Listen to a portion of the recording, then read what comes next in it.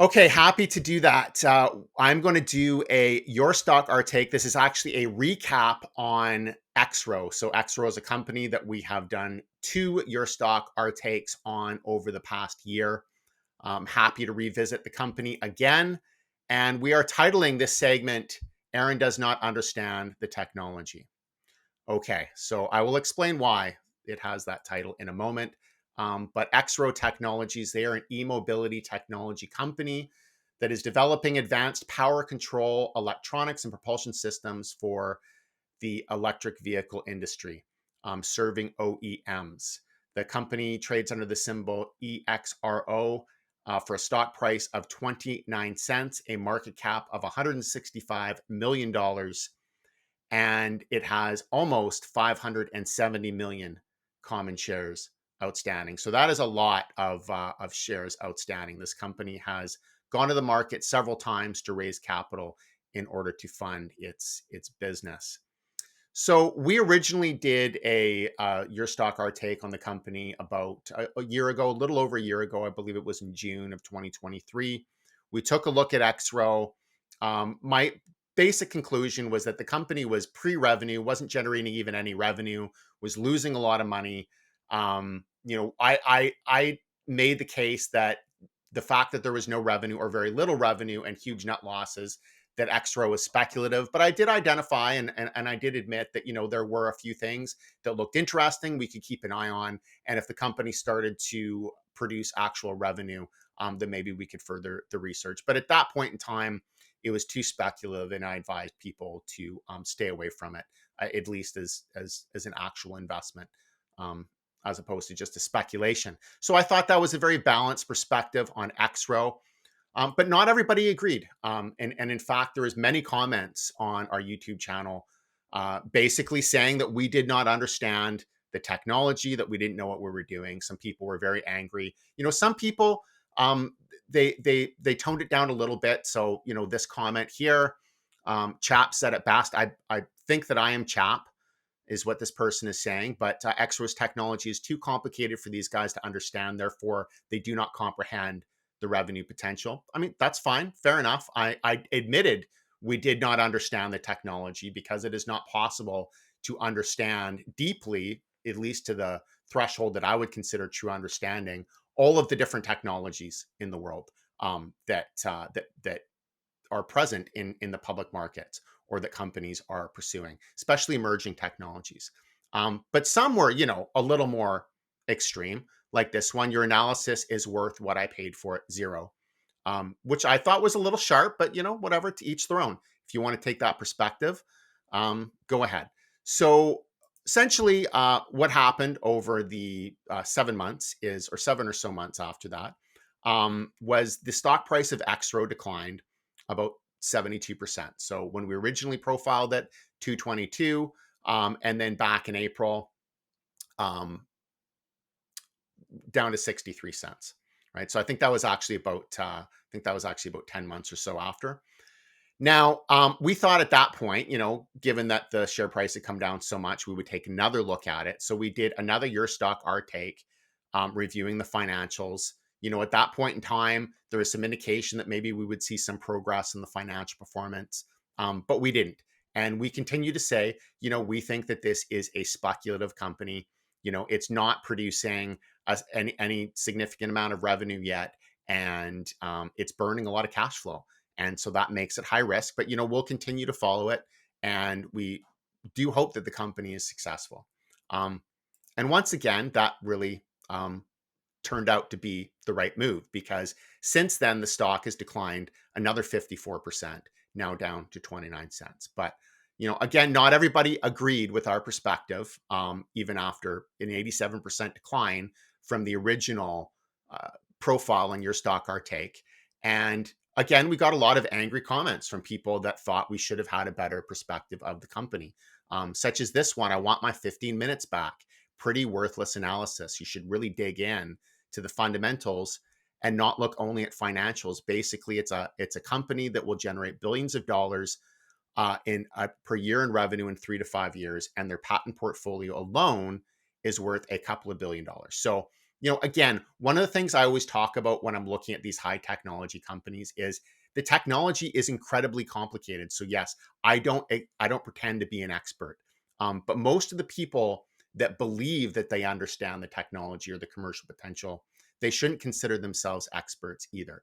So I'm going to take a look at this comment and just from a educational perspective, look at some of the assumptions that are being made here, because I think that every time investors look at companies, or it's common, there are assumptions that are being made when you're making an investment. And it's always important to review those assumptions. So here's an assumption: the company will generate billions of dollars a year in revenue in the next 3 to 5 years.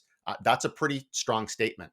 The company, as of their last quarter, I think generated about 5 million in revenue. So billions of dollars a year in revenue is a pretty extreme acceleration in revenue growth. Not many companies are able to make that transition. So just assuming that that is going to be the case, and not factoring in the risk that something will derail that growth, is a pretty poor assumption to make, and not what we consider intelligent investing practice. And the other assumption here, their patents portfolio alone is worth a couple $1 billion. Well, how do you know that?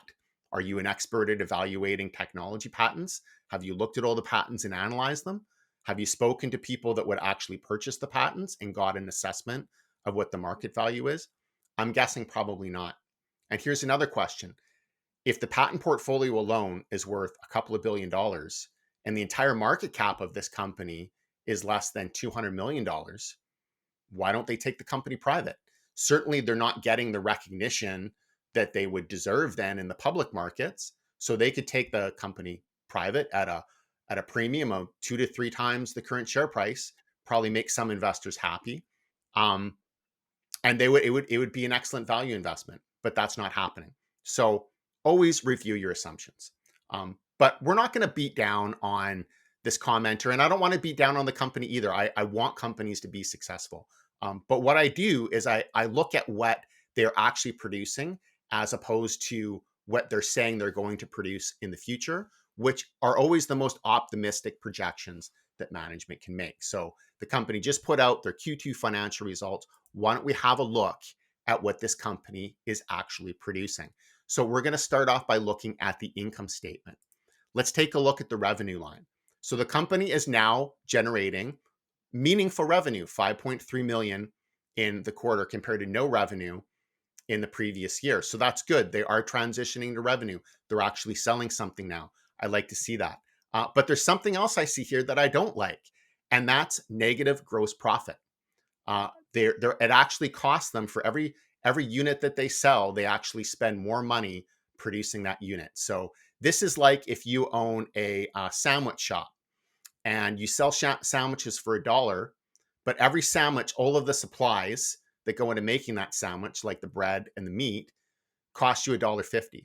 Every time a customer walks through the door, you lose more and more and more money. And that doesn't even include your other overhead costs like your rent, your utilities, whoever is managing the facility. So having a negative gross profit is a major problem. And even most companies that are losing money don't have negative gross profit. It's actually extremely rare to see a negative gross profit. So this is something that would be a major red flag, because revenue growth in this situation is not actually going to get the company out of the situation where they are losing a lot of money. In fact, if you have a negative gross profit, the more you grow revenue, the more cash you're going to burn. And then on the bottom line, net loss, $25 million. So now they're actually producing revenue, but their net loss actually doubled. It's another problem. $25 million in a single quarter. That's $100 million a year annually in net losses. And these are actual cash net losses too. So if we go to the cash flow statement, we can see operating cash flow used, cash burn, 26.2 million just for the quarter. So that's a major burn of cash flow just in the quarter. And how long are they going to be able to keep this up without raising more money? Well, we'll take a look at the balance sheet for that. 2 million in cash. They only have 2 million in cash on their balance sheet. So that's not going to last them for very long. And then if you look down at the debt, they have $75 million senior secured promissory note and another $12 million in convertible debentures. So they already have debt, about $87 million plus in debt. And they're losing 26 million per quarter. Now, this can change. They can turn the company around. They can start making money next, or they can increase revenue next quarter, get a better gross profit margin next quarter, maybe reduce the net loss, or even start making some money. But there's no indication that that's going to be the case at this point in time. So just assuming that that's going to be the case and putting your money behind that is taking a major risk. Now, if we look at the earnings release in terms of what the company is expecting, we can see they are expecting a path to profitability. So the initial target right now is 10 million US in profitability, and they say they're on track to that with that in 2024. Okay, so 10 million US, but they lost about 38 million in the first 6 months of the year. So in order to achieve 10 million in the entire year, they're going to have to make about 48 million. Now, $10 million also doesn't tell us what is this net earnings, is this adjusted EBITDA, what adjustments are basically being made here. But I would say they have a very long path to even getting to 10 million. And even if you get to that 10 million, how many more shares are going to have to be issued between now and then? Even if you get to those billions in revenue that some investors are hoping for, how many how many billions of shares are they going to have outstanding? And are they going to even be achieving profitability? So these are all the questions that we ask ourselves when we're looking at a company. And right now, we don't see any evidence that the company is on track to achieve their profitability guidance.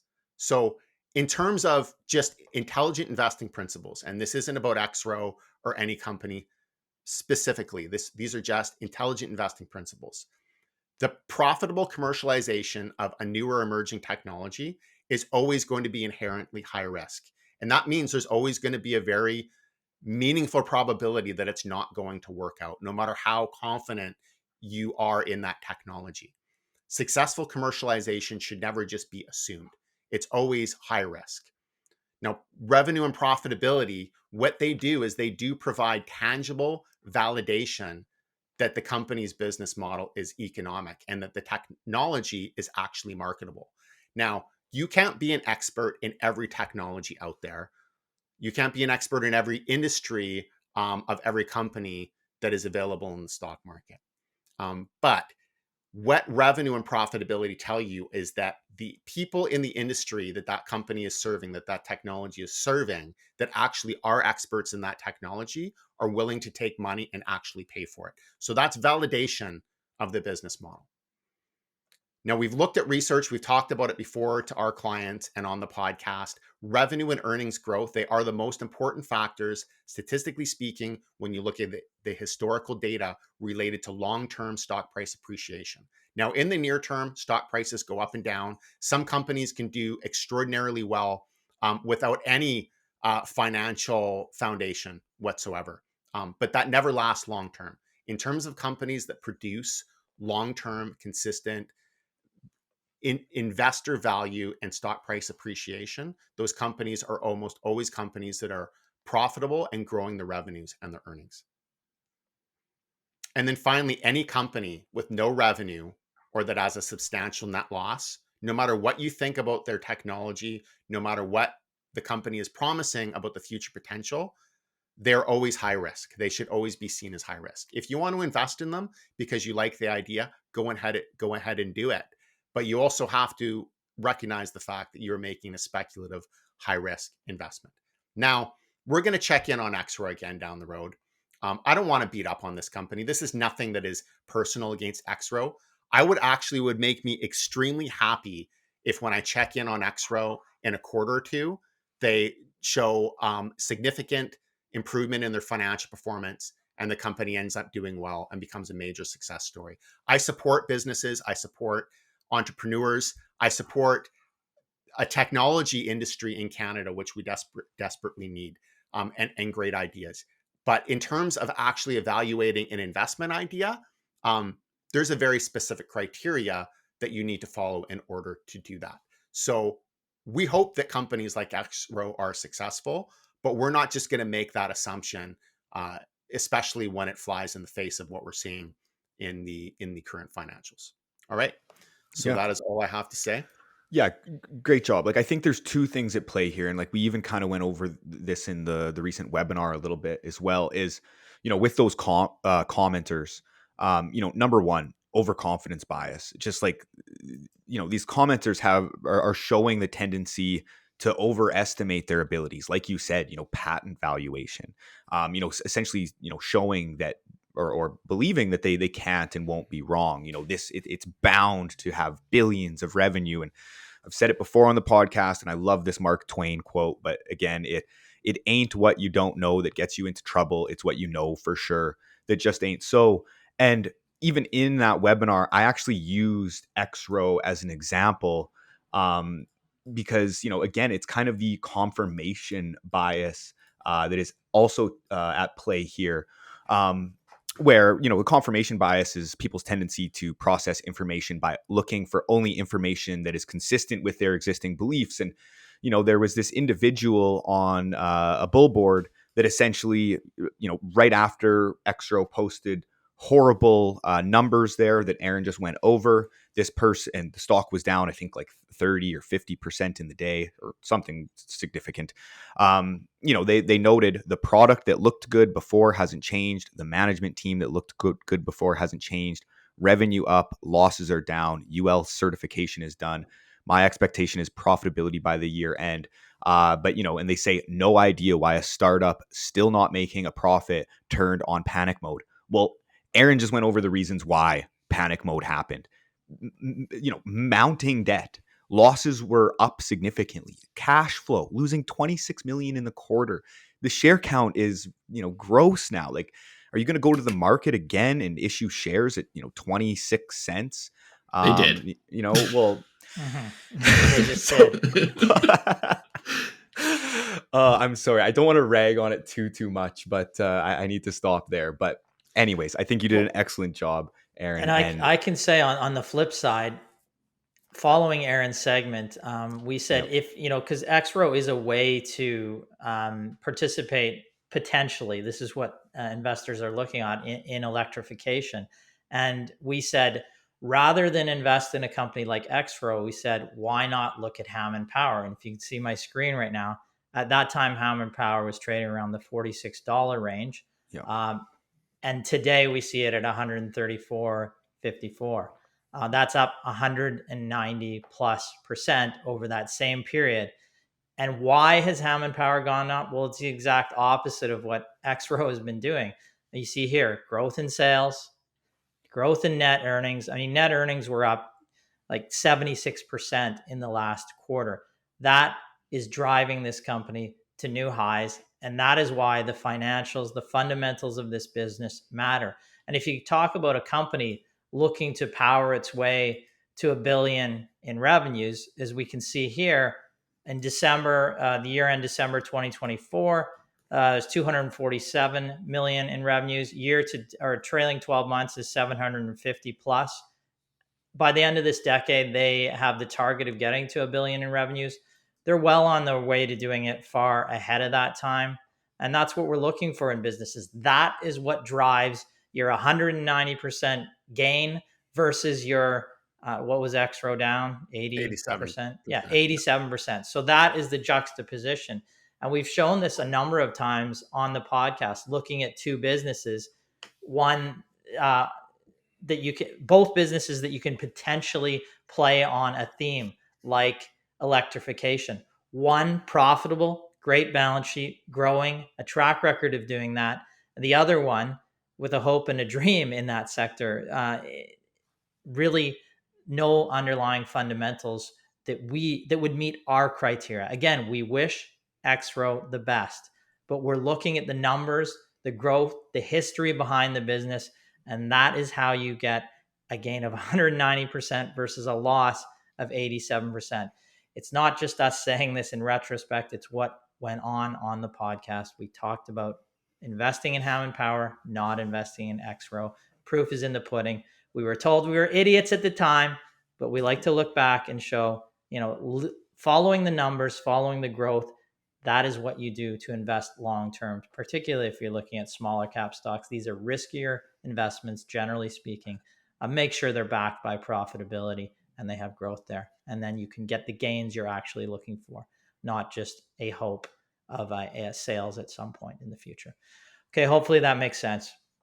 The And I technology, should though. just add the me saying that they issued shares. They closed on a 25 million share placement, and they were actually looking for 30 million. So even at the current price, that normally implies they're having troubles placing it, which is a concern because when you're looking at that, if institutional or larger investors aren't looking to buy that price, that's also concerning because that means that the funding or the ability to fund is starting to come down. So that's a concern just on a capital raising standpoint.